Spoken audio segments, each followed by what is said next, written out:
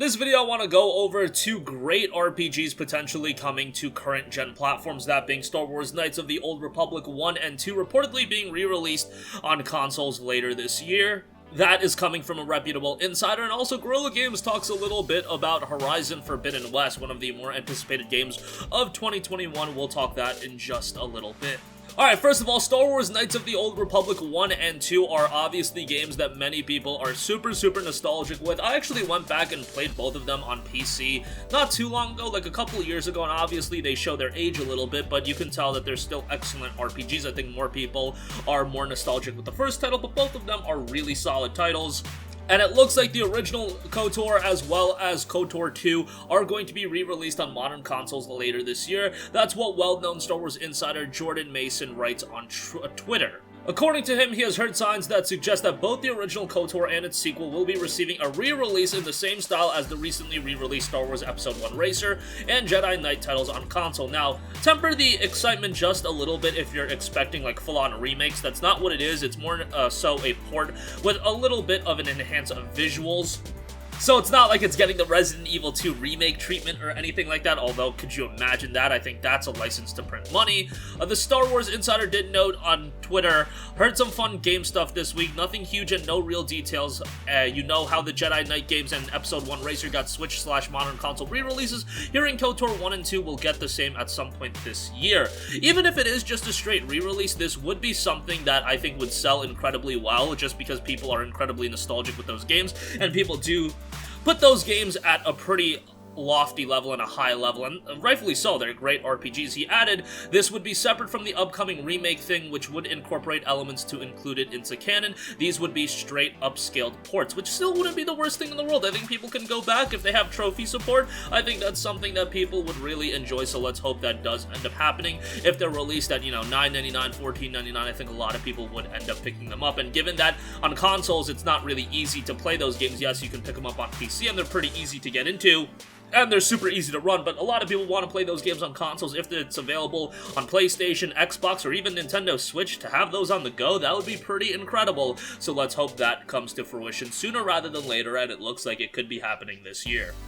Moving on from that, another thing to quickly note, Horizon Forbidden West is one of the hotly anticipated games of 2021, really one of the pillar titles for Sony and PlayStation this year. What's interesting is that this is a cross-generation game. I think a lot of people were expecting this to be a PlayStation 5 exclusive, but no, it'll be on PlayStation 4 and PlayStation 5, so it'll be interesting to see the limitations it faces on the PlayStation 4, especially the base PS4. Like, when you're talking about PlayStation 4, PlayStation 5 cross-gen, I think a lot of people think of, oh, what's the PS4 Pro performance like? But you gotta remember, if it's on the PS4, there's no exclusivity to PS4 Pro. It's gonna be on the vanilla PS4 and PS4 Pro and then PlayStation 5 as well. So you have 3 tiers of performance that you really have to mess around with.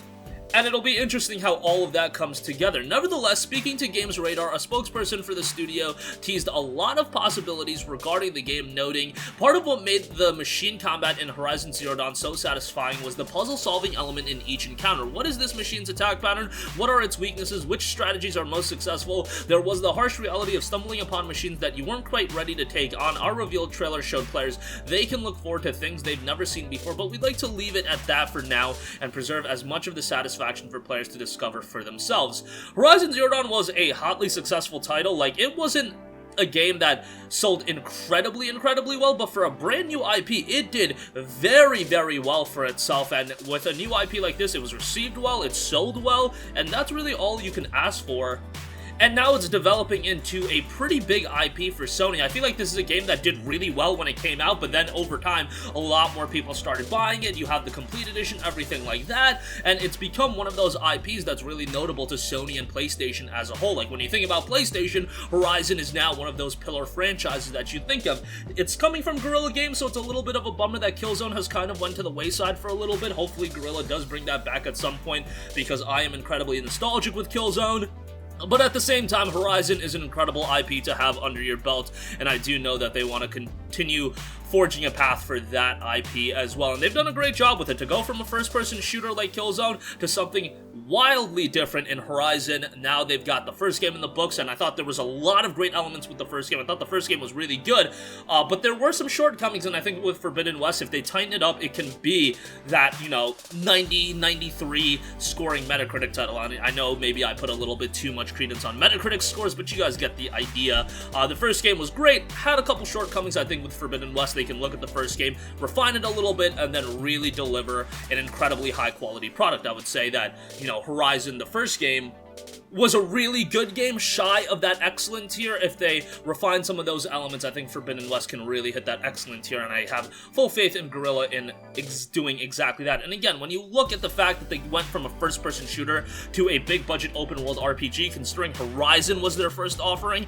I think that is a pretty damn good starting point, and now they can continue to grow after the success of that game. But that's going to conclude this video. Again, let us know your thoughts on KOTOR 1 and 2 possibly coming to consoles later this year, and Horizon. What is your excitement level for Forbidden West? It looks like they're putting a lot of focus into gameplay and the storytelling possibilities, and I think Guerrilla is on the right path in delivering something high quality. Hopefully it doesn't see any significant delays. Hopefully it does end up coming out in 2021. Because I think this is one of the standout games for Sony for the entire calendar year, and if we're getting this, Ratchet, Returnal, Final Fantasy 16, and God of War in a single calendar year, I mean, I'm a little bit skeptical on that actually happening, but that would be pretty incredible. Sound off with all of your thoughts in the comments section down below. Thank you for watching, and goodbye. Hey guys, we hope you enjoyed the video, and if you did, make sure to hit the subscribe button, and if you're already subscribed, do us a favor and hit the bell icon. This way you'll be notified whenever we post a new video. That's the best way to keep up with all of our uploads, and we usually try to upload 2 videos a day. And with the bell icon hit, you'll be notified whenever we do upload a video. As always, thanks for watching.